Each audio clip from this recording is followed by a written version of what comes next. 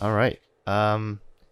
So counting down in five, four, three, two, one.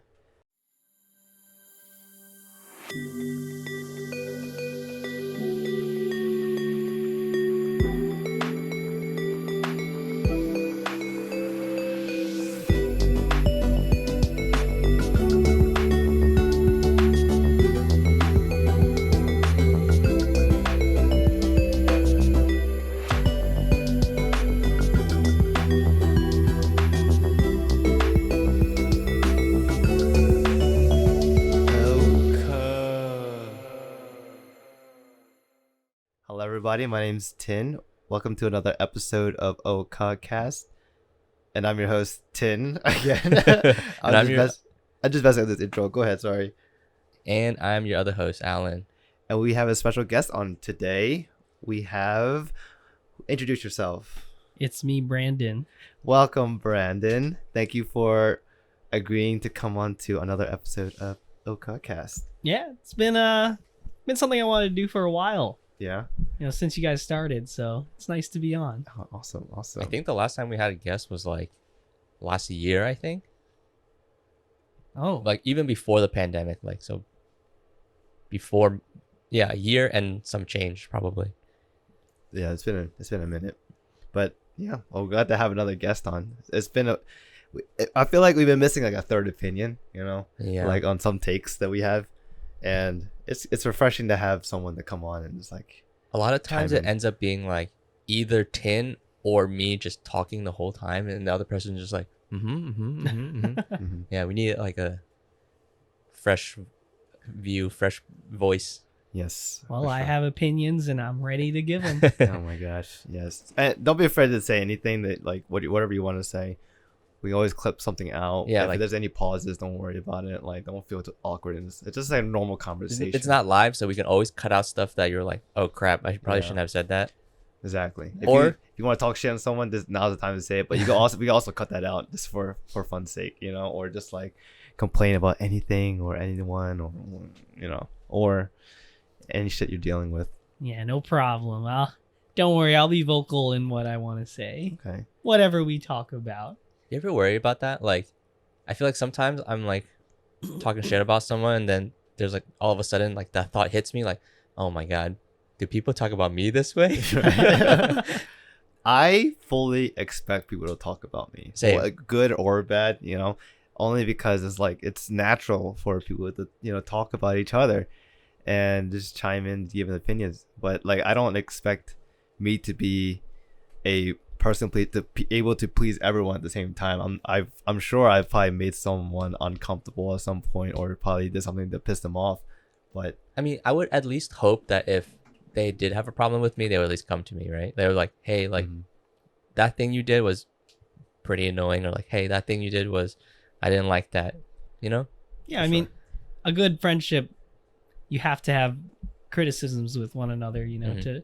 to grow. For sure. It's important. it's a healthy way of growing, and you gotta have someone to keep you in check, because sometimes you kind of go off on the tangent and no one keeps you in check, and you don't know like whether or not you're doing a bad or good thing. It's good to have someone to check up on you. Definitely, Like, yo, definitely. like you gotta chill out on that. It's like thank you for your thank you for calling me out. That's true. It's only people that I'm like not that comfortable with, where I'm like, I don't know if I should bring it up to them, But if it's like someone I'm really close to, I'm like, Yeah, I mean, it's hard to dance around people's feelings and criticize them at the same time. That's why sometimes we do talk behind people's back, but it's never really based on hostility. It's just Mhm. about, sometimes you just want to maintain the friendship where it is now. And you just want to like help grow from it. Like it's not the best. You want the best for everyone, pretty much. And it's like if someone's giving you a hard time, just say, hey, like this is how I feel when this happens, and either learn from it, or two, they just like fuck you. Let me do. I'm doing me. Like who you to tell me what to do? it's like if they get defensive about it, it's like, well, at least I tried, like at least I brought it up to them. Maybe they're gonna think about it, maybe not, but Definitely. And even some people that I know I'm close to are like really sensitive with that kind of stuff too. Like I'm friends with, I would say I'm close with a lot of people, but there are some people that I will hold back on saying stuff just because I know they will take it to the next level. I'm like, hey, it's not that big of a deal, but I just want to mention this to you, just so like, you know, you just a little bit more attentive of what you're doing or what you're saying, you know, kind of work on that. And maybe like, what the fuck, dude? Yeah, like, exactly. Are you attacking me? I'm like, oh shit.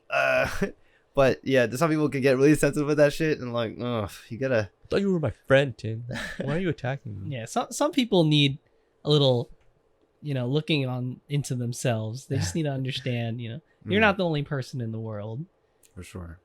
And like, I don't know, like there's some people just who can't take it, who can't take criticism. It's just hard to be around them. Yeah, it really is hard. What if their criticism is like, hey man, I see that you can't really take criticism.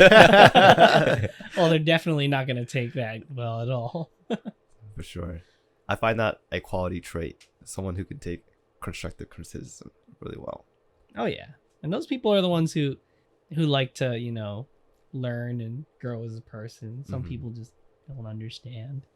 It's hard though. I feel like I'm one of those who take constructive criticism on like to the like next level. Like someone says something about me, I'm like, fuck, dude, it's always my fault. Like I always take it to the heart. It's like, damn, I should change myself. Do you take it really personally? I don't, not personally. Like I don't think it's anything on them. I always think it's like it's on me. Like everything, even if something is not my fault, I would make it in a way like something I can do better to make the situation better. You know, and I don't know where to draw the line, whether or not am I the wrong one or are they the wrong one, kind of thing. Oh, that's a heavy burden. Exactly. To be honest, just let people. Sometimes you have to let people fall for them to learn. Like, if they don't experience any pain, how are they going to know what's good or bad? Right. So exactly. We can't burden ourselves with making everyone better if they don't want to make themselves better. That's true. But on my end though, like how do I know if someone's like calling me out, and like how do I know if I'm doing the right thing or they're just being sensitive of what I'm doing? Right. You know? Like how do you gauge they that? bring something up and you're like, well, maybe it's like, should I change or should they like, or is it like they're just getting triggered by it or something like that? Right. Are they the sensitive one? Or I mean, it seems like let's say you're just doing yourself and like the 50 other people that you know are totally cool with it, but the one person that it offends the one person that you know you hung out with, or you know, and they come up to say something, hey, I don't appreciate you know doing this and that, you should probably work on this, you know. I mean, at that point it depends, because how important is that person to you, right? Like how like what is their opinion like that valuable to you, where it's like, oh wow, they said something, I should really like, I want to make them feel comfortable, I want to make them feel better. Or is it like, oh, that's just that person, you know, they're always like that. We all have a few people those in our lives. For sure. For sure. I'm not gonna drop any names though. It is hard to take criticism sometimes, and you have to just like not take everything personally, you know. It is hard though. Sometimes you just like, there's that gut reflex. You're like, what? Yeah. Would you just say maybe? I don't do that. Shut up. Yeah, but you know it's better when you notice people are saying it less to you. I mean, unless you're the person who doesn't take criticism well, then there's a reason why people aren't saying it to you. It's like, all right, why bother? They're not even gonna, you know, like they're gonna be the same. Yeah, might as well just avoid them sometimes. Yeah, just keep them at a distance. You know, you can still be friends with them, but just like be wary of how they feel when you do certain things around them, I guess, you know. Yeah, friendship in moderation. There you go. That's a good way to put it. Keep it in check. Yeah, but you know, sometimes like it's hard because you know that like even though they can be very sensitive to these certain situations, but you know that you also had some good times with them as well, and it's like you would rather still have those good times with them, but you also have to like kind of tiptoe around like their insecurities, or you know, their bad habits in a way. Yeah, it can be mentally exhausting. Yeah. So that's why just do it sometimes. For sure. I think at that point you have to manage your expectations. Like, all right, I'm hanging out with this person, so I just need to like, I know what to expect. I know like what things to say, what things not to say. but I still want to have like be around them. I still want to like spend time with them. I just know to avoid doing these like couple of things, you know. That kind of sucks though. I feel like, yeah, it's just hard because a friendship shouldn't be that. You shouldn't have to work in a friendship, you know. Yeah. It should be like seamless. It should be like relaxing. relaxing. Yeah. It shouldn't. You're on like on edge the whole time. Like, oh crap, Yeah. did I piss him off? That's when it's too much work. When you have to pick and choose your words, just so you don't have to offend someone. It's like, damn, come on now. Now, how do you go about? Even though you might tell them, it's like really up to them to make the decision, to make the change, or for the better. It's just hard when they don't realize it or they don't think they're wrong. Well, I mean, some people can't see beyond their forehead. Like they can't see beyond just them. Mm-hmm. It's pretty sad. Like sometimes it's because they're a single child or so, but you know, people need to learn there's more to the world than just themselves. Mm-hmm. Like that's why I think, especially nowadays, people are really selfish, even in like the world during COVID times. Mm-hmm. And like you see it on the news and stuff, but you also see the people who are really trying to make the world a better place. So I think there's like about an even amount of each type of person. So it's just nice to think you're on one of the good sides. So, Brandon, did you have anything in mind you want to talk about today? I don't know. It could be one smallest idea. Talk about personal fears. Sure. I'm down for that. That sounds like a great idea. Actually. Yeah. I like that. Do you have a lot of personal fears, or like do you have like one thing that really gets you? One of my greatest fears is that I'm actually retarded. And people are just being friends with me because they feel bad for me. No. It's horrifying to think about. Like an irrational fear. Like, wait, like, you know that meme where he like closes the door and there's like a mirror. Yeah. I'm retarded. Am I retarded? It's so scary though. Like you just sometimes you just don't know people's intentions, and it just sits in the back of your head like, is this guy being nice to me just because? And sometimes, like when I was younger, I guess I was actually retarded. You know, people were just nice to me because you know I'm Tiffany's brother or I'm Jennifer's son, and although I've grown a personality now, sometimes I still feel that way. Like, It's scary. It really is scary. like a, hey buddy, how are you? Yeah, buddy. You're like, what Wait, did what? you do today? did you color today or something? What'd you do for like, fun? That's a nice drawing Why are you you got talking there. like that? Yeah. But how long have you feeling this way for? It's been like a persistent thing my whole life. But yeah, that's one of my irrational fears. I just hope it's an irrational fear. Oh, no, So- I think it's So rational. to make sure I'm getting it right, you're it's like a fear that people are just being nice to you because, like, not because of like they want to be nice to you, but because they're like friends of your sister or your friend. Like, Well, it's more of like because they're compelled to be nice, not for like whatever because- reason. Yeah, for any other reason than enjoying my presence or Okay. being my friend. It's something that I've spoken to with a decent amount of people, and they also have that fear. But I just wanted to hear about your opinion. That on was- the matter. That was how I felt for a really long time when I first started hanging out at Temple. Like, I would just come, and then people were like, "Hey, like, good to see you." I'm like, "Is it? Do you even like?" It's You're like, just because I'm "Yeah." Flo's brother, right? Like, Right. you know, I felt that way for the longest time. That's why I never really like. She would like invite me. I'd be like, "Nah, I don't really want to like," you know, because I felt so like You felt like you were self-conscious. intruding Yeah. into like another group of people that have like established. And I was like, I don't know if these people even want me to be there. I'm just like, I'm just Flo's brother, you know, like a satellite on the edge, you know. Yeah.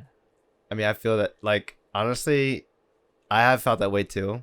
But like it's not persistent. Sometimes I forget about that feeling. If once I get comfortable with enough people, like with the people enough, then that feeling goes away. Like I know for sure that they're hanging out with me for me, not for how fucking like if I'm rather out of pity for me being like retarded or something, you know.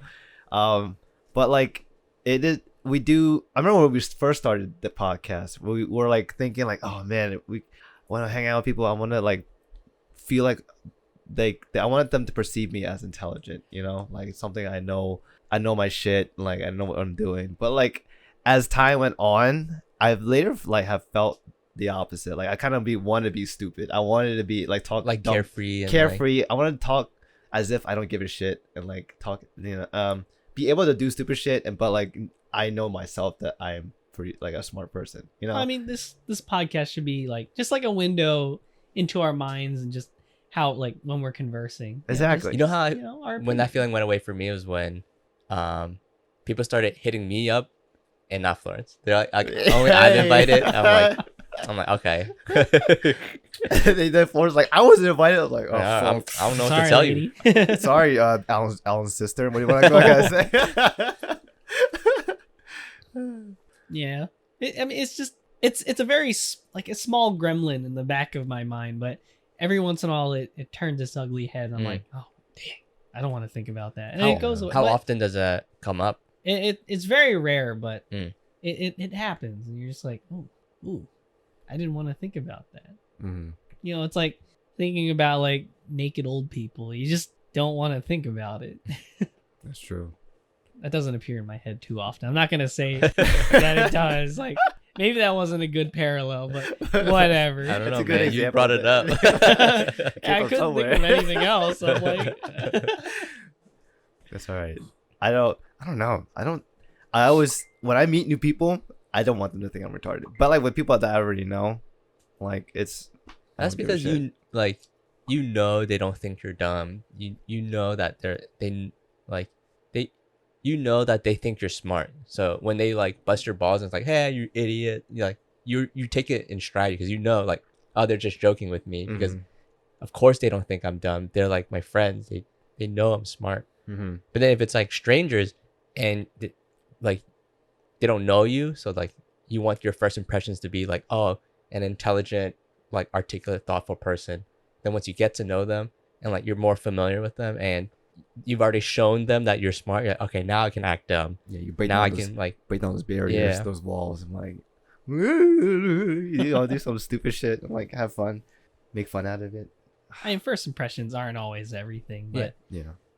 Some people they'll give you one first impression and then they'll just completely change 180. And, That's true. It's sometimes it's good. You're like, wow, this person I thought he hated everything actually is a pretty fun guy to be around.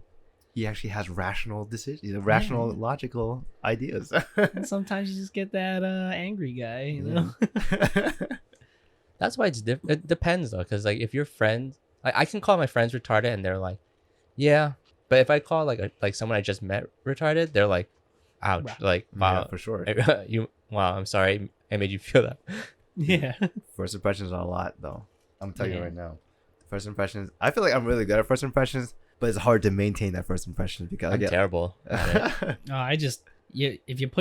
If you put their expectations low, okay, you can only go there's up. That's actually a very good idea. So you're saying now that I meet new people, I should just be the lowest, like just be trashy and then make my way like MVP, most improved. Like, you know. Yeah, I mean that's how I dealt with all the adults in my family. They think true. I'm a retard, and then once they see I'm like, oh, he's actually doing something, then they'll think of me like, oh, okay, he's pretty cool. That's true. Low expectations. Keep their expectations low. And then when you do something that's like average expectations, you blow their minds. Okay. Like, oh my god. And they don't expect anything from you. They won't come to you for stuff. That's true. And I'm gonna be real, that is a wonderful thing. You do not want to be on the first of their list to do things. That's true. That's very true because they go to Sabrina for a lot of things. They're like, Sabrina, can you do this? Sabrina, can you do this? Sabrina, can you help us with this? Help us with that? And she's like, yeah. I'm like, just say no. I'm like, or start charging them. Yeah, just do a bad job so they don't ask you again. Yeah, like Stephanie, she asked me to fix her Wii, and like she just needed to plug it in the TV. I've been asking, like I've been telling her, why don't you read the manual, look it up on Google before you ask me now, because it's always a lot of things that people can learn just by fiddling with it. So that's why I don't want to waste too much of my time doing that sort of stuff. When people ask me to do stuff, I'm just gonna Google it anyways. So yeah. That's how I find all my answers now. I just Google. I mean, that's how most tech support people do it anyway. Yeah. That's crazy. They just like Yeah. Give me 1 second. Oh yeah. Google it. Basically being paid to Google for for someone else. Some people just can't be arsed to do it. That's crazy, dude. It just boggles my mind. Like when I hear about IT, how IT professionals work, and how the silly things that they do to solve people's problems. I'm like, wait, I could do all this. I do this all at home myself. My Just parents. download Google Ultron. Yeah. Wait, what does Google Ultron do? It's a powerful. It's a browser. It's a Google thingy. It's literally it's Google Chrome, but you just change Google Chrome's icon name to Google Ultron. Oh my god, that's it. I literally thought it was a whole new program. No. I was like, what is it? I never heard of this. Incredible. I'm mind blown right now. Ugh. Wait a minute. You gotta tell me your fears. I put my fear out. My Let me hear fears? your fears. Yeah, what's your fear, Tin? Man, nothing comes to mind right now. Give me 1 second. I have to think. Like an irrational. It's something small. It doesn't have to be like existential. Although we could talk about that too if you want. Something small. Well, the whole being retarded actually plays into like a lot of it. Like I want to get things done because I don't want to be seen as lazy, So I always like strive to get things done just because I don't like to be sitting around doing nothing. A big fear of mine is actually being lonely. There you go. Oh, Being lonely is a big thing for me. that's deep. I don't like to be lonely, but like I do like my not introvert time. Personal I guess time. Personal time. I do enjoy my personal time where I need my me alone time, but like the idea of people not wanting to hang out with me bothers me. The people like me losing like my family and friends because they don't, I feel like that's a good strength of my happiness or core of my happiness, be able to socialize with the people around me. And yeah, if I don't have any like support system or friends, someone to keep me going, or words of encouragement, people to hang out with me on like my time off, I don't know, I would be very crushed. Like my mentality will probably be down the drain. I'm like, damn, something's wrong with me. So in that regard, I feel like it affects my personal well-being to the point where I become like a people pleaser kind of thing. I like will bend myself to make someone else happy just so they can enjoy their time around me more, in a way. So in that regard, yeah, I think loneliness is one of my biggest fears. Like I remember reading a Reddit comment about how this guy was married and it was just him and his wife, and they had their own home together. And the thing about that was that she passed away, I think either from like a car accident. It was a very traumatic experience. I think it was like quick and I don't know, traumatic. And one day he was coming back home. What in the world? Yeah, like, so his wife passed away, and like he was describing his experience of him coming back home from the hospital, and like he walked back into an empty home, like, and the very first thing he thought of, like as soon as he opens the door, it was almost like a routine thing where he would, like, his wife will like come down the stairs or come from the kitchen like, hey, welcome back home, honey, like, how was your day? He comes back home to an empty house. None of that happened. No routine there. It was just like a dark, empty home. It was just him in silence, and he just is like burdened with the idea of loneliness, or just him being alone in the house, and just kind of like weighing down on him. It just became very dark for him, very real, very dark. And I was like, shit.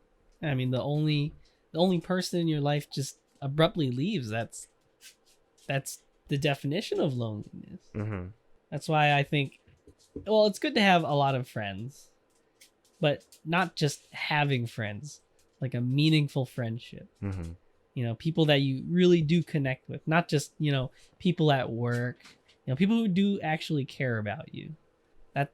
That's how you counter a lot of loneliness. Although some people do have depression, and that's its own sack of whatever, can of worms. That's what I was looking for. Yeah. So The thing. yeah, so That's true. true. Having you guys, it's nice. That used to be one of my biggest fears, is being alone, especially because like before, when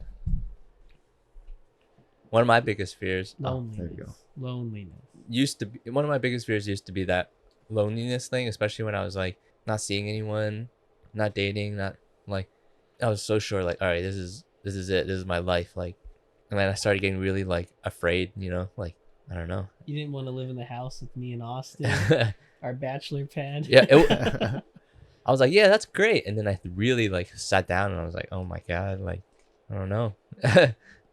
Another one of my fears is that like I'm always afraid people will think negatively of me for whatever reason, and I feel like that permeates into like all other aspects of my life. Like that's like the source of my anxiety when I have it. It's like, oh man, like what are they saying, like, oh man, like what are they thinking about me, you know? We've talked about it before on previous episodes, like that idea that like, oh, they're like saying, they're talking shit about you, like they're whispering about you or some shit, you know, that really like gets to me. That is pretty scary. You know, that does go back to the talking behind people's back. Yeah. Because sometimes you just never know. You never know what people are saying behind closed doors. Mm-hmm. You just hope that they're willing to talk to you about it. Be upfront with it, you know, pretty much. Honestly, I think that's everyone. Like, that's also one of mine fears, to have someone just negatively just think about you in a bad way, because you don't. No one wants that, you know. But it was like to the point where it like affected my like day-to-day life, you know, like it was like not just a irrational fear, it was like just a fear. Just I had it like all the time, like something I lived with. I was like, oh man, like constantly thinking about what other people thought of me. It was bad. How is it now compared to then? I think I've definitely like gotten better about it. Like I've learned to manage my anxiety a lot like better nowadays, because I think I'm just able to think like to focus more about what I think of myself, you know, turn everything more inwards instead of like reaching externally, like what does everyone else think of me, what am I doing to like, how do they see me, versus like, okay, turn it all back towards myself, like how do I see myself, what, you know, what do I think of myself, that sort of thing. That's good. Yeah, it's good to be the source of your own happiness. Right. Like other people, yeah, it's good to gain happiness from them, but you know, the person who's going to take care of yourself is you. So, you know, it's good to have that mental fortitude. It definitely took some work to get there though.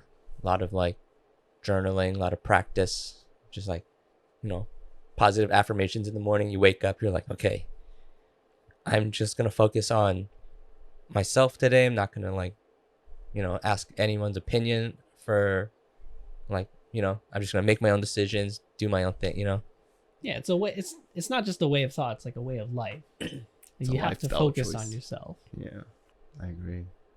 You know, like my philosophy of just ignoring the haters, although taking criticism, but ignoring just the hate.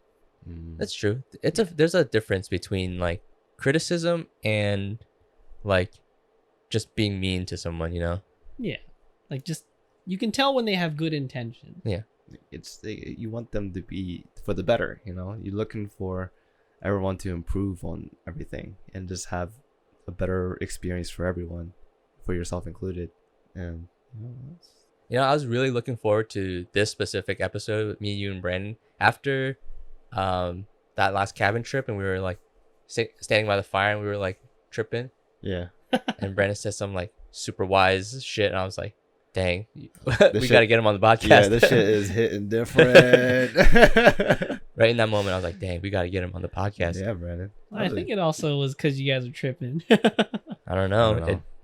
It was wise words. Wise words, Brandon. I don't know. Like I do a lot of thinking. Believe it or not, I do think. Of course, and I don't doubt that. Like when I'm alone, which is I have a lot of alone time. I actually do just think about the day. I contemplate, you know, just review the day, see what happened. I just find it as an important part of living. So just always recalling, you know, did I mess up here, or what did I do good today? I think it really helped me get to this point in my life where I feel stable. That's like, good. I feel unshakable. People cannot shake me. I only started really doing that recently when and I would like at the end of the day, I'll just like open the journal, write down like, okay, this is something I did well today. So this is something I messed up on today, and I'll just like, so I can have it and reflect on the day. Yeah, but you need to have that quiet time. You need that you time. Don't let things distract you. Just focus on yourself. That And makes it's sense. not to be selfish. It's just reflection. Like the Mulan song.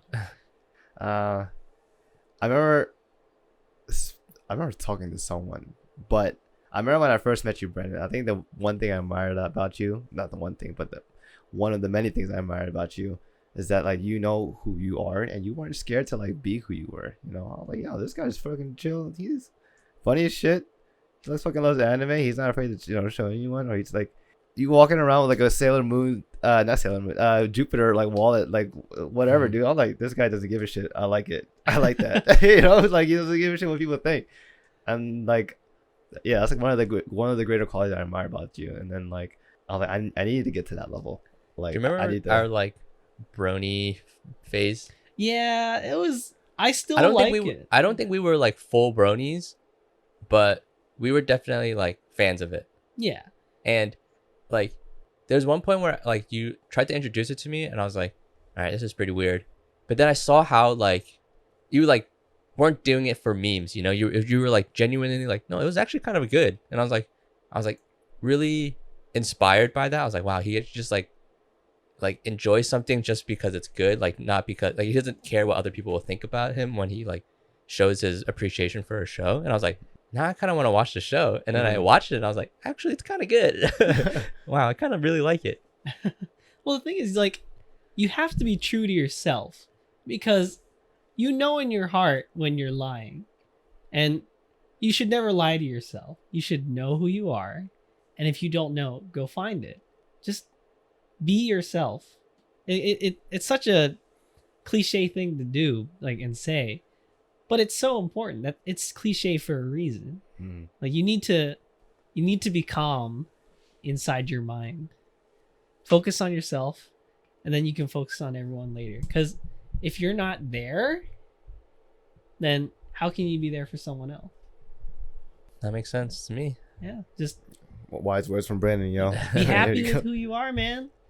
Oh, and the brony thing, I only stopped because people started to become like really weird about the My Little Pony stuff. Yeah, like super intense about it. No, it's more of like they want to bang the horses. Yeah, like horse porn. Yeah, Oh, and I was shit. like, I don't want to correlate myself with these people, Yeah, so that I'm was, just that was gonna. around the time I bailed too. I was like, Yeah.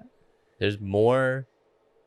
There's too much My Little Pony porn out there. Yeah, like And I was like, okay, I'm so out. in a way, there were other people giving it a bad name. yeah, And you don't want to be tied to like that. yeah. if I they don't were want to gonna be doing- associated with people who want to, Banging horses and bestiality, shit, yeah. It's kind of Like cartoon imaginary horses. They want to have sex with them. It's like, okay. No, okay. Oof.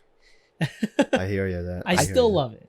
It still has a place in my heart, but not that part. I never really got into the whole brony thing. So for someone who's on the outside, I'm trying to understand what does being a brony entail? Like what does it mean to be a brony, and what does the show?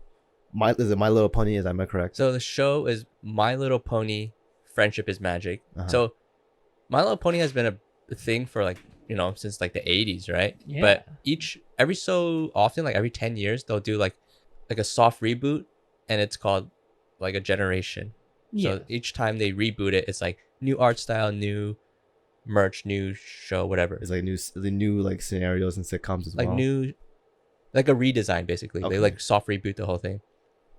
So it was Friendship is Magic is the fourth season, fourth generation or something like that. But they redesigned everything, and along with this new generation, they added a new show called My Little Pony Friendship is Magic. And the show is like, your typical like the horses like go on adventures, and like they learn things about friendship and learn things about like what it means to be like means to be friends. friends, Yeah, to be there for one another. It's the stuff that you want in your life. Okay. Like, and it was definitely a show geared towards younger girls, but they also had messages for everyone, about acceptance, about like tolerance, about friends, about like redemption and stuff like that, forgiveness. So it's all good messages, and you watch it, it feels good. And the show is fun for me personally because they had really like good songs. Like there's certain episodes where there's just like a musical number, and I was like, this shit's great. Oh, nice. Yeah. I'm getting like a Steven Universe kind of vibe. Kind of. Yeah, except it wasn't so much like, like, the don't racism, all that stuff. It was just pure being good to each other. Like there was no like, it was a lot lighter than a Steven Universe. Yeah. Steven Universe can get kind of heavy sometimes, but My Little Pony was just like, it's a good time. I need help down by the apple orchard, and you're like, hell yeah, go help her. It's basically what we all want. What we all want in life. Just having good friends who are there for one another, and it just had that little wishy feeling. Yeah. So being a brony is typically a male fan of My Little Pony, hence brony, But there were like everyone, like all people were like lumped into brony. So we kind of just like took on that fandom too. We're like, all right, we are part of that fandom. We're bronies. Yeah, and there was like a camaraderie among like meeting others. Like, you both enjoyed the show, and we're like, yeah, friendship is cool. So we're cool. Friendship is magic, guys. Yeah. There was a significant portion of the brony demographic that was like much older men, like starting like, and that was a little weird. But for the most part, everyone that we've met at like anime conventions and stuff, they were like really cool, really like just nice people. And then you go online and it's like, I want to bang that horse, and you're like, oh man, purple booty. I'm gonna close this. No, man, So, you can't. That's too far. I don't find that part of my life embarrassing. I don't. It was great. It was a good I time. don't think you should be embarrassed by it. Yeah, I love that show. I mean, some people they look back and like, oh, that's the hard word, cringe. It's like, yeah, but this wasn't one of those times. This was good. It was a good feeling. So you got a thing on top of your head. I know. This thing That's in right. my head so often. We gotta nail these down. Yeah. Sorry. I thought having it structurally supportive with it going downwards would keep it up, but nah, it's just like tickle your hair. So far, mine's doing okay. I mean, I don't know. Dang, that's actually pretty nice though. I have a nice community around like gearing towards making society a better place, but like giving good lessons on how to act and what people want for the better, Yeah. and it only be tarnished by people who like are taking it to the next level. Well, their next level. Yeah. I don't consider them representative of the whole brony thing. It's just like, of course, there's always like one part of a fandom that gets really weird. Yeah. But somehow they became the representative. Yeah, I think it's just like, because what people do is they'll try to take the worst part of the community and make it as like the representation. I hate that. Yeah, It's usually the 1% that, they always say the 1% of the bad community are always the loudest, and they tend to be the representative of that community. I think at some point it got picked up by the news, like local news, and they're like, oh, this brony sensation, and then they would just only talk about those weird pervert guys, and you're like, that now I'm kind of embarrassed, that type of feeling. It's like, damn, it's like, that's not what I want. Yeah. It's like what their values are different than my values, and that at that level, at that point in time. No, do you feel like you're part of any fandoms or anything? Like, you feel like you were invested in something? I was invested in the K-pop girl group 21, and I was like, even like thinking really? about Wow. That's kind of surprising. Yeah, I would watch like a lot of the videos. I watched their 3-season 21 TV like show that they had aired in Korea, and I don't know. I was a fanboy. I was like, yo, this is a great group. I'll listen to all their songs. I'll try to learn to sing them, and I never like got to go over to Korea or see any of their shows, but just admire them from far away, kind of thing. But I never got to officially join their fan club. I don't know what I forgot. Honestly, I forgot what the fuck it was called. It's probably called fan club. They definitely had a fan club for sure. And you know, all these K-pop groups always have these these fan group names. I forgot Blackjack was like for someone. Yeah, I know what you're talking about. Like the alias that the group takes. Yeah, exactly. Yeah. The fan community takes a name to their group, and they like it's pretty. Honestly, they're pretty like clever names too. I'm like, oh shit, you know. But yeah, I used to be into 21 for a good while, and then that kind of died down. But other than that, nothing comes to mind as of right now. But I'm sure there's something else that I'm like was a part of us, but I never really got into, or I can't remember right now. I mean, understandable. You know. Yeah. I wasn't really into the K-pop group Momoland for like a good while, and I was literally a card-carrying member of that fan club. They sent you sign up and they send you a card. Oh shit, it's dope. And then I think you had to like renew it, and I was like, never mind. Because at that Okay. point they Real were fans. like they lost like 2 members. Like one went to get into acting or something, and one just like got screwed over by the label. And I was like, all right, they're dead. I'm out. True member, bitch. Like, official ID card. Yeah. I've never been part of like those but I always have been interested in like seeing how they done. But I know on Reddit they would have like Reddit groups on like big meetings or somewhere. Like the meetups? Yeah, the meetups. I don't know what they did there exactly, but I've always wondered what happens or what goes down there, you know? Like, do people just socialize with each other? Like, Yeah, I think it's just socialization. I mean, what else can you do when you've met like a giant group for the first time? There's not much. It's like TPO. Yeah. A bunch of anime people just like hit up different spots in Philly. Man, TPO was such a strange like thing for me. I thought about, I'm like, If you imagine like a group of people just living together who your like typical anime? or your That's typical crazy. anime weeb, like they were them. Those were it. Oh my gosh. shit. You know what was crazy to me? Like, I remember the first time I heard about Otakon, and I was getting hyped up. I was like, yo, anime convention? Shit. I watched all these animes, and then they have all this, gear. And my friend in high school told me about it. When I went there, I was like checking all these panels out. I'm like, yo, I made my schedule and like go to these panels. And like discussion about like specific animes I would watch. But I didn't think it didn't turn out exactly what I thought it would be when I went to these panels.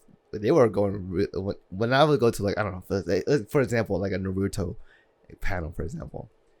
I didn't think they would go that in depth to the point where like, if this happened, this happened, this happened, this could have happened, this happened, this happened. I'm like, holy shit! I just wanted to talk about that cool fight that happened in episode 20, 20 whatever, la la la la. Oh, you mean like they're going way too deep into it? Exactly. Yeah, you know, they're like making their own. Like they're theory crafting all this weird stuff. Exactly. I'm like, damn, I'm not at that level of fandom. I just wanted to come talk and have the same I thought I was meeting up with a group of people who had the same admiration for this anime. But however, they have the same admiration, but more. Exactly, but more. I couldn't match it. And at some point, like, on episode, how Sasuke did this and that, and like he like picked out this certain pencil, and like, I'm like, I don't remember any of this, bro. Like, I just remember the cool fights and like these the people story. did their homework. Yeah, exactly. They like did their homework. Did every little small, minute detail. I'm like, They're like, oh, if you check on the 36th page on the wiki, you'll see that he said that this, and you're like, yeah. Exactly. I was supposed to read the Wikipedia. But like, what I'm going with this is that like, Otakon initially the idea of it was really cool. Going to the panels had a different feel, expectation than what I thought it would be. But regardless, I don't really like to go to the panels that much anymore because of that experience. However, I do enjoy the atmosphere of everyone else in like, being in a cosplay who they want to cosplay as, and just to see who's, the community that Otakon provides for people to come and see each other for the weebs to come out and have fun. You know? Yeah, definitely. It's like a place where you can be to be comfortable who you are. To be comfortable for who you are. Like, you're an anime fan. Exactly. Yeah, and I also I found out that I enjoy it more because I'm going with like my friends and stuff. Exactly. Yes. Like, if I went alone, it's okay, but I just find it as another excuse to go out with my friends. For sure. I'm on the same exact boat. If I were to, I would not go to Otakon alone. If I had a group going with me, I would definitely go to Otakon just to hang out with that group and just to enjoy something together. Yeah, I've always said that I've had way more fun in the hotel hanging out with everyone and like goofing off than I actually do at the convention itself. Yeah, because basically the convention it's mostly just shopping. Yeah. And like, as I get older, I'm like, I don't really care about these material stuff anymore. I have no room for it. Shit. Excuse me. That's how I felt, it's dude. all the same garbage. What exactly? Yeah. When I went to Otakon one year, I was buying all this shit, and then next year I realized like, all the stuff that I'm buying, I don't ever touch within the next like 3 months, and like I realized I don't need any of this. This is all stuff that is just like figurines and like things I collect, or just to even have to look as aesthetics, you know? Yeah. Like, I asked myself when going through the vendor room, and mind you guys, the vendor room is like basically a big room where people can buy merchants and figurines and games or movies, etc. All any kind of like anime or Japanese related things. But when I walk around the vendor room, I would ask myself, do I need this? And I would say no to a lot of things. A lot, like almost every little thing. I'm like, oh my gosh, I don't need any of this. Yeah, like you feel that little like, I kind of want it, but then you're like, wait, but that's a piece of poop. Why would I want it? Exactly. Yeah. Like, and then when you need something, like I've been looking for a wallet for like 3 years, I can't find a wallet that looks nice. It's ridiculous. You know, that's what Otakon means to me now. It's just another excuse to hang out with friends. Yeah, but how about instead of like Otakon? I mean, Otakon's fun. I love it. It's a good way to hang out, but like, I think we could travel instead. For sure. Yeah, like instead of Otakon, we could go to like California. I'm down. Or, to the Rocky Mountains. We can go to like Yellowstone, which is the place I've always wanted to go my whole life. We could just do that instead. And we don't have to wait for a specific date. You could just do that, whenever you guys want to schedule it. So that's sort of what we're starting to transition into. Like, we're starting to like plan more trips now to like, let's just go on a cabin trip. And let's do another, like, let's go to Acadia, we'll just like plan like trips to, right now we've been like leaning towards more like national parks and stuff, like Acadia, Yellowstone is on the list somewhere, Joshua Tree in California. Yeah, I think it's just we kind of want more peaceful places now. Yeah, but I think we're done with noise. Agreed. I agree. Yeah, dude, that cabin trip was a great time. Oh man, I loved it. That wildlife reserve, that was little really fox, cool. thing was a tube. Right? That thing was, I wouldn't say mind blowing, but it was above expectations. Yeah. I didn't expect much, to be honest. And when I got there, I was like, what the fuck? This is better than the Philadelphia Zoo. Yeah, I literally thought we were gonna pet wolves. Yeah. Like, I saw the pictures, people were petting wolves. And I'm like, oh man, we get to pet wolves. And we didn't. Oh, I'm sorry. That was the one thing I was sad about. But other than that, everything was awesome. I was pleasantly surprised because getting there, I was like, oh, this looks kind of sad and small. But then we were walking through and I was like, oh, this is kind of cool. And then we had, what's his face?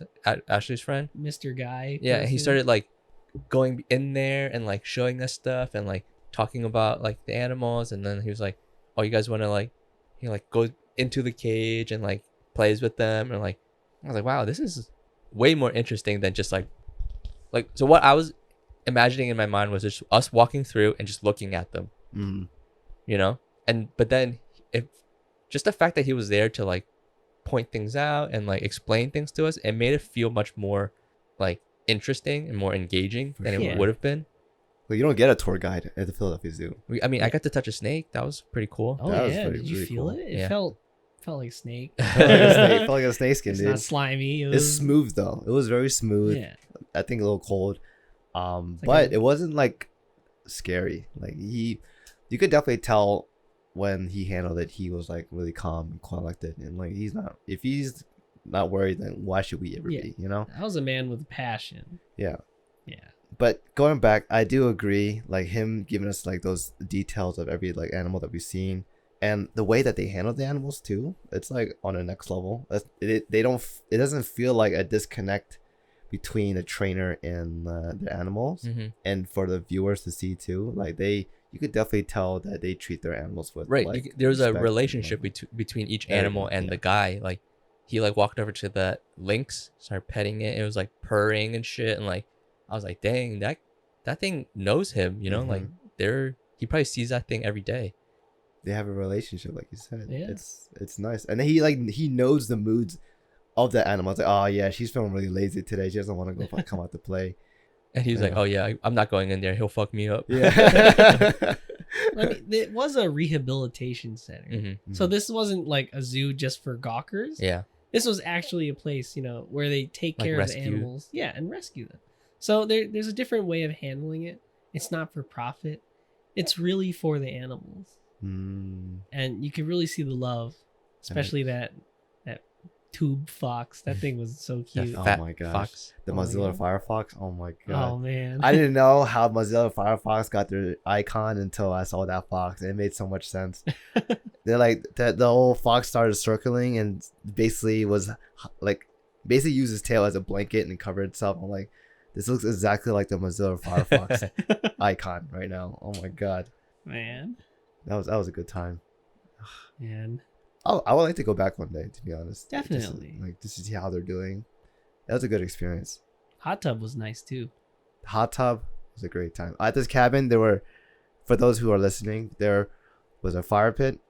There was a hot sauna, a dry sauna and a wet sauna, and a hot tub, and an open area like kitchen, living room, and dining area, which was really cool. I mean, just to have everything in one place was actually really nice. That was more than a fire pit though. That was like A bonfire. yeah, it was a thing. yeah, it was a whole like hillside. It was so big. Wow, we destroyed that wood. That was a lot of wood. We did. Luckily, we found a neighbor who was selling wood for pretty cheap. Like And $5 a bundle, and a Yeah. bundle is like more than you can carry. exactly. Thank gosh. Like in those areas, you always have like neighbors who are trying to sell their firewood because they just have extra wood just hanging around, living in the forest or in like a rural area. And they lived in a forest, and so there's an abundance of wood. For sure. Yeah, that guy made a killing off us. But I never like after the first cabin trip and this cabin trip, I just in my mind, I think I want to get a cabin house. You know. I think it's doable. yeah, once for sure. everyone's comfortable, you know, I think a cabin is definitely purchasable. Yeah, and like we can like mod it the way we want it to have. Get our own hot tub, our own fire pit, sauna. Yeah, and you could either rent it out or have someone local clean it every month or so. Yeah, That's what people do. Like they'll have houses that they escape to, and they'll just have a local. You know, they'll give them a set of keys. You know, hey, just clean it up every month. We'll pay you. Yeah. Joe said he talked to the cleaning lady and she was from around that area. And she said like it seemed like exactly what you were talking about. Like she just lives in the area and she like gets paid to clean up, like whoever rents it out. She gets paid to like clean that up once in a while. Yeah, I mean, they're just there to tidy it up and make it ready for whenever the person comes back. It's like a little side gig. You want to talk about existential dread? I'm down. Do you have a lot of existential dread? Well, sort of. Yeah, it's like, I need you to define what this existential dread means. all right, so it's forces around you that you can't control. You know, it's like one example is like the heat death of the universe, where the sun will expand after it goes nova. Well, it's not nova. It gets old enough where all the pressure in the core expands and the earth will actually go will get enveloped by the sun. So that's considered the heat death. Okay. And it's like, what are we truly living for? Like, what's the point if everything is just gonna get swallowed by the sun, and like, what does it all matter? That sort of thing, Yeah. But on like a more personal level, it's like growing older. And then like, as people around you get older, people start dying and stuff like that. That it really puts you in like a really somber mood.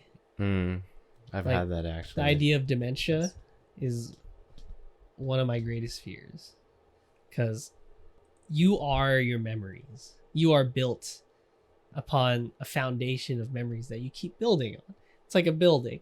And slowly that building just starts to crumble and disappear, and you can't do anything about it, to the point where you can't even recognize yourself, the people who you love. That's scary. So that's what I mean in like existential fear. Like, I feel yeah. How much of your childhood do you even really remember? Like, how many of your memories do you even retain from childhood?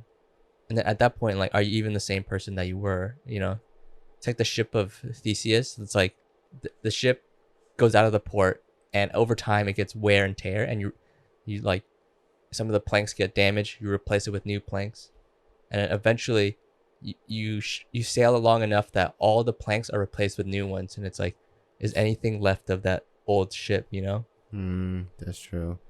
Well, I actually was thinking about this the other day, and I feel as though it's not the parts that make it what it is. It is the entity itself. So let's say if you took all the parts one by one out and put new ones until you could make a second one, I would still consider the one that you removed from it, like that, as the ship. Both are the true ship. Yes. So, but what I mean more is like where you lose everything, like even on a basic level, everything is gone. Like I've been listening to this album. It's not really an album. It's more of like the 6-part, hour-long each series of music, and it's made by this guy called The Handler. I think that's his name. No, The Caretaker. And he makes it so the music gives you a sense of familiarity, and then as the album gets further and further, he starts to jumble it, and he tries to give you the feeling of dementia, to the point where you start to forget the first part of the series. It's very interesting. I suggest sounds people cool. check it out. Yeah. Wow. Sounds scary though. It really gave me the chills, and after listening to it, I do feel a new sense of, appreciation. So when Thinh takes a lot of pictures, I don't take a lot of pictures, but I can see like he wants to preserve those memories. You want to appreciate those memories, because you never know when they'll disappear. So I highly suggest listening to it. And I don't listen to music, so you should know this is an interesting one. But that's one of my fears.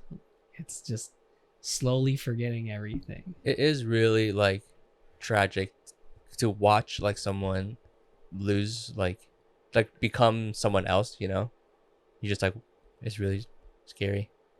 Yeah, like, how do you even handle someone who doesn't even know who they themselves are? Yeah.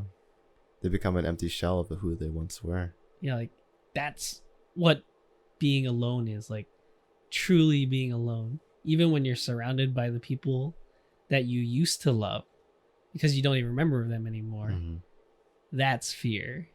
That's solitude. Sometimes like you'll hear about like how they'll have lucid moments. Like, I worked in a nursing home for probably like 3 months for one of my rotations, and sometimes they'll just like, there's a second where they'll just snap back to reality and be like, and like I'm doing physical therapy with them, and then they'll be like saying all this like nonsense, and then all of a sudden, a single moment, they're like, can you tell my daughter that I love them?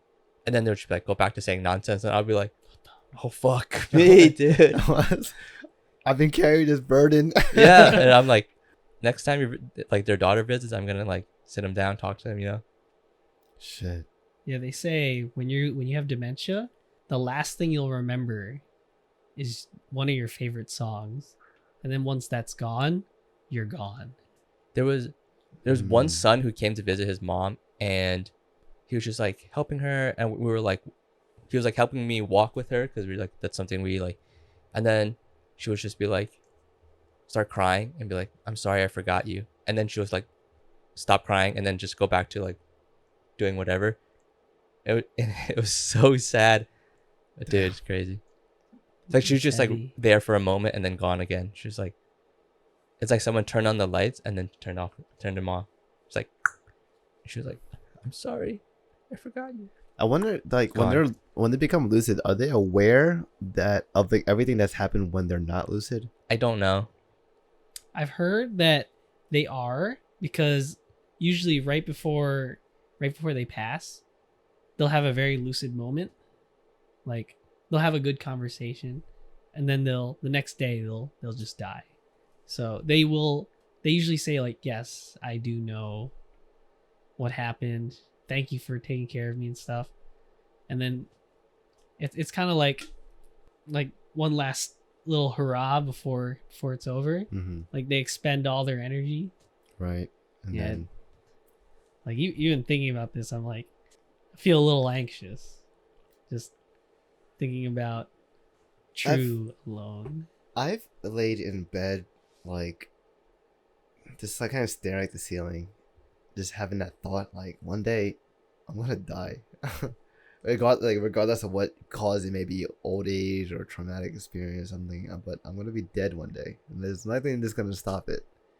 You know, honestly, when we find some kind of like miracle, like fucking cure or some shit. But other than that, I fully expect myself to be dead at some point in my life, and like trying to like grasp the idea of trying to be being able to handle it, but I was like kind of freaking out internally about it, because there's nothing I can really do but just help myself to not worry about it, you know?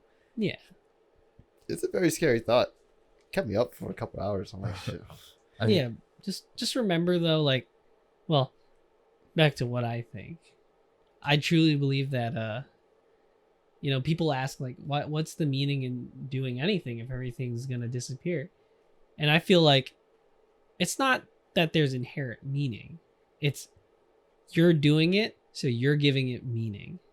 I find solace in that. Like, people are like, oh, why do you play video games all the time? It's because I give it meaning. It's important to me. So that's why I play games. It's important for me to forge bonds with people. There's no reason like to, because we're all going to die in the end, but it's because I want it. I find meaning in it. I find it's important. It's like, we're all going to die, so you might as well do what you enjoy. You know, make the best of it. Do as much of what you enjoy as much as possible. Yeah, and that's why I'm here, because I find it meaningful for me to be here, and it's just good fun. For sure. And going back to like that, what you said about me taking pictures and everything, that's like one of the big things. Like, I've always told Alan this too, that like I want to be able to show my kids what I've done with my life, you know, what adventures I've taken, like have, I don't want to say proof, but like just, you know, show them like this is what life can be, what is what's available to you if you like to, you know, if you have the need, or if you any kind of feel lost on what to do with your life or find enjoyment, like, you know, this is what your dad did, here's what you can do. And it's also for me too, when I look back, I can proudly say like, damn, I lived a good life, you know, like I really enjoyed the things that I did and the people who I really enjoyed it with. And I look at these pictures, I'm like, if I ever feel like it's been a long time since I've seen these people, I should probably hit them up again, you know, like, remember this time that we did this, because I have a goddamn picture right here to show us that we did this right here, you know. Yeah, me and you are right here doing things. Yeah, exactly. It's just like the small things. That's why I love I like to document my life. Yeah, I mean, there's no reason not to. If you think back like 100 years ago, photography wasn't even like, it was barely an option. Now we have the freedom to take pictures whenever we want, and like, it's just do it. You know, it's like, important. despite being how annoying it was to make pictures back in like the 80s or 90s, Yeah. our parents still took so many photos. Yeah. And then it's so much easier for us. We should be taking way more photos. Yeah, like it's just one click of a screen. So I really do appreciate that you take a lot of pictures. That's why whenever I see you take a picture, just like, that's awesome. Thank you. That's nice. For posterity. Yeah. For our kids. I appreciate It's not even for our kids. It's for us. for us. Yeah. Sometimes I'll Fuck- see fuck the something kids, like yo, that's for us. like a month ago. I'm like, damn, that's nice. Thank you. I've always wondered, like, damn, I hope I'm not intruding on people. No, I'll take a picture. I mean anyways. those candid pictures are hilarious. Like it, because like the pose is one thing, but because we used to pose because it costs a lot of money to take pictures, but now it's Mhm. just click, so might as well take a lot. Mm-hmm. Sure. And I don't know. That's just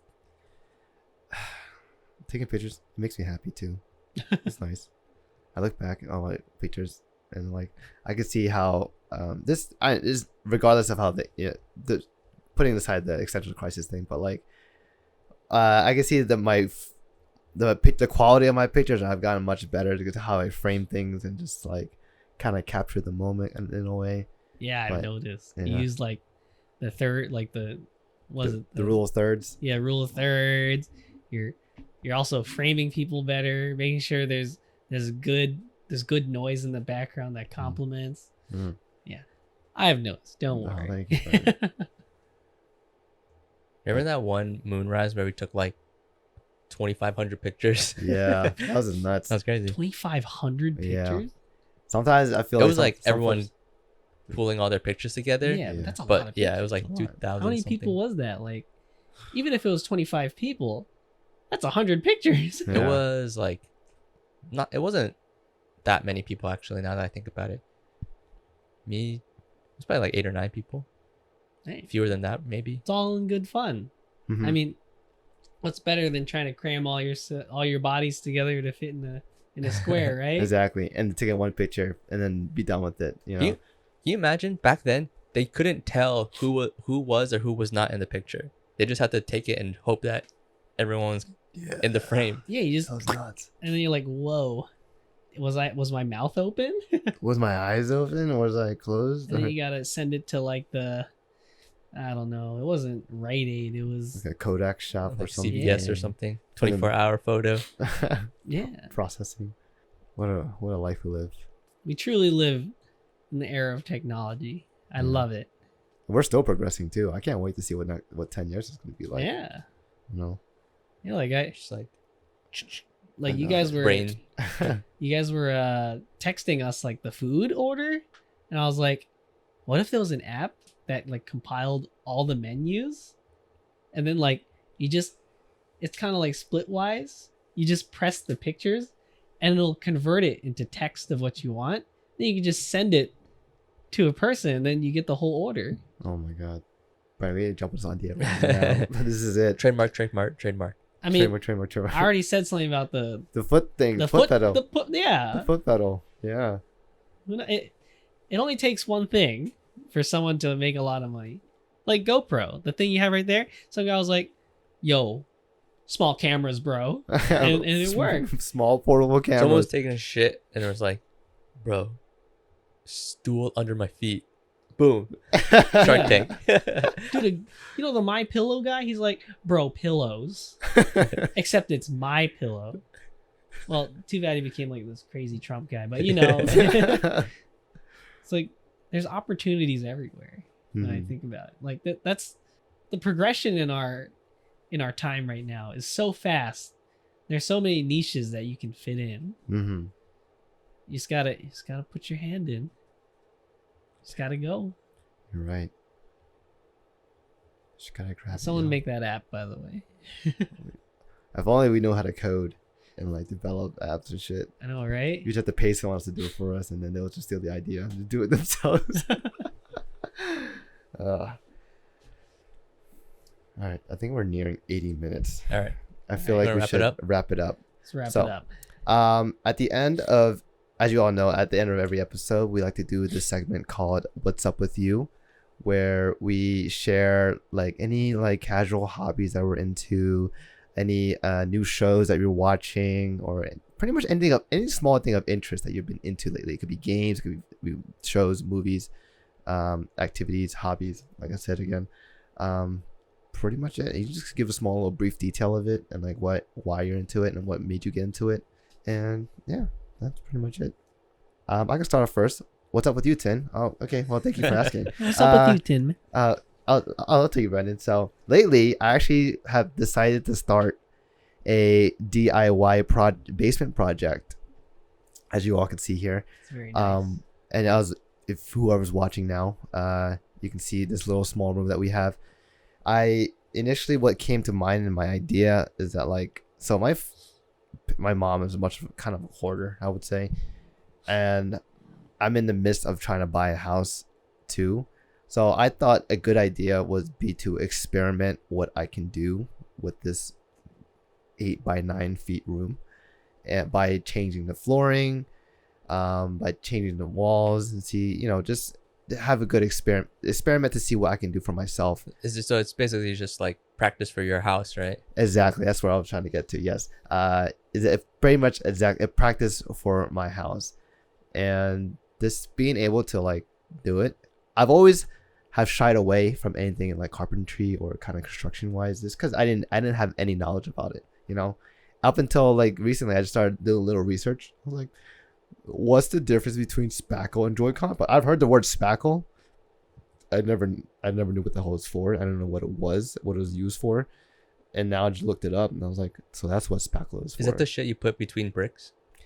No, I think that might be cement. That's cement. I think that's cement. This spackle is actually things that you put onto the wall, any small cracks.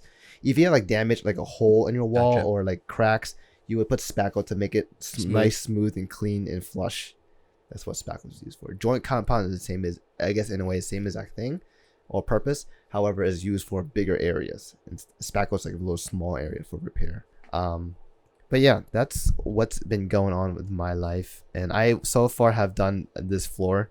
I noticed the flooring of my basement has been tearing apart. So I was like, this basement needs new flooring. This shit looks dingy as shit.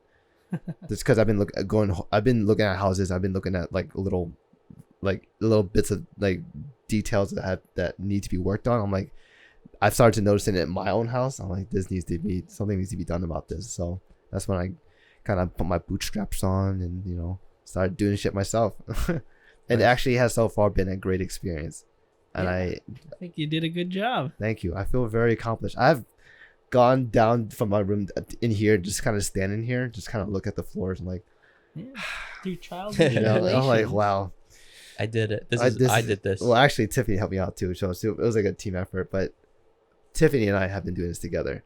I don't want to take all the credit because she's been helping me out with this too. But yeah, I've been looking at it. I feel really happy with what we've done here, and I just want to keep going. I want to see where. I don't want to stop here. I want to keep going. Expand my expertise or what I learn more, because I don't want to shy away from something that I don't know, because that's just me inhibiting myself from regressing. But yeah, that's it for me. What's up with you, Alan? On a similar note, like I used to shy away from doing anything on my car or inside my car, because I was like, I don't know. I would just like send it to like the mechanic, and they'll fix it, and like they'll do all the stuff that all the maintenance that needs to be done. But I recently decided, like, you know what, I want to change my own oil, so I did all this research. I bought all this like equipment and stuff, and then I got under there and I changed my own oil. I got it, and it felt very satisfying, like doing it myself. And it's such a small thing, because an oil change is not the hardest thing to do, but it was just a start. It was just something that I did on my own, and I was like, nice, satisfying. Check. Yeah. There's a check off your bucket. Now I'll never do it again. Just kidding. I mean, just everything starts from somewhere. Mm-hmm. Like, I don't know, something about pebbles and mountains, something like that. I don't feel like thinking about those things anymore, but But yeah, I changed my oil for the first time, and that was pretty neat.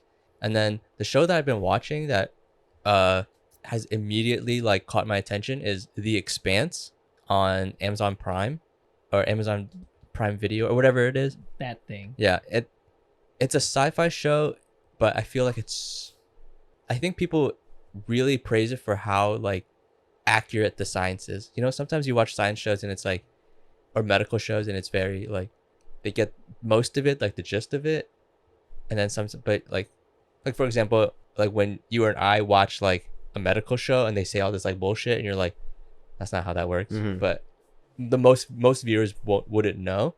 But when I was watching this, The Expanse, and they were like very, very like accurate, and I think I did research, and it was like they have like real physicists, real like astrophysicists, like on the team, and they like consult and they like fact check everything, you know. And it's very realistic in how they handle like gravity and like how living on a spaceship would actually affect a person, because if you live in space, it's like low gravity all the time, and gravity is what makes our bones dense. It's what gives us like structure and like makes us like not like brittle and fall apart. And then they actually show that there's like people who live on like a space station for like generations, and they're fucked up. They're like nasty. Oh no. Yeah, it's true. And it's like, wow, that makes so much sense actually. yeah, because there's no gravity, or like there's much less gravity. So you're not using your muscles as much to like hold Yeah. yourself up. You get a lot more. You go through atrophy. You lose muscle, Yeah. anything, and then your bones as well. That makes so much sense. I agree. Holy shit. Such a good show. Like I'm only like 4 or 5 episodes in, and it immediately like caught my attention. I was like, okay, I'm in. What's your show called? The Expanse. The Expanse on Amazon Prime. Okay. Damn. Because like, I don't want to spoil it, but there's one scene where like, you know how when you pierce like a spaceship hole, they always show like air like getting sucked out at like Right. super high speed, but that's not how it actually would go. It actually like sucks out very slowly, and that's how it was on the show. They were just like, and they like, it was obviously like that's bad, but they weren't panicking. Like it's like, okay, we just cover it. We'll just you know? patch it up. Yeah. So it's Yeah. not like a super large, like hard vacuum or anything. Yeah, it goes out slowly. It's Yeah, it's not like They're what like, would oh happen. crap, Like, that's really bad. Right. But we can fix it. yeah, because that's like what would happen if you were like in an airplane or you Yeah. were underwater. But Mm. out in space, things work differently. Physics stuff. I guess. I see. I was like, blown away. Great show. Interesting. All right, Brandon. Brendan, what's up with you? I'm doing a lot of yard work with my great aunt. Oh yeah. Yeah, right before I came here, I was digging out the last of the bushes. In the front, in your front. Yeah, that's why like house? my pants are a little dirty. Oh, There's shit. some dirt on there. I've noticed that. How do you feel about the bush not being there anymore? It feels great. Those things, I loved them, but they were ugly. They needed to go. So, I wouldn't have known what they should have looked like in the beginning. You know. well, they're supposed to be nicely formed, like the bushes outside your house that look like a gusher. Oh yeah, yeah. It's supposed to look very formed. You're supposed to trim it, but I didn't think we had much time to like take care of it, Mhm. and we planted too many, so they were competing with each other for light. For growth. Yeah. So it became some malformed nightmare. Oh god. So What else we have just- like what other yard work have you been doing?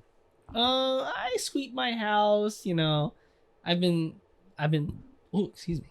I've been cutting the tree outside my house as well to make it nice and pretty. You know, my great aunt says a lot of light hitting your house is good luck, and the tree was blocking a lot of light, so I cut that stuff. I don't know, it just feels nice to be outside doing things. Yeah. For sure. Especially this pandemic has really made me appreciate what outside is. Mm-hmm. So, it's nice.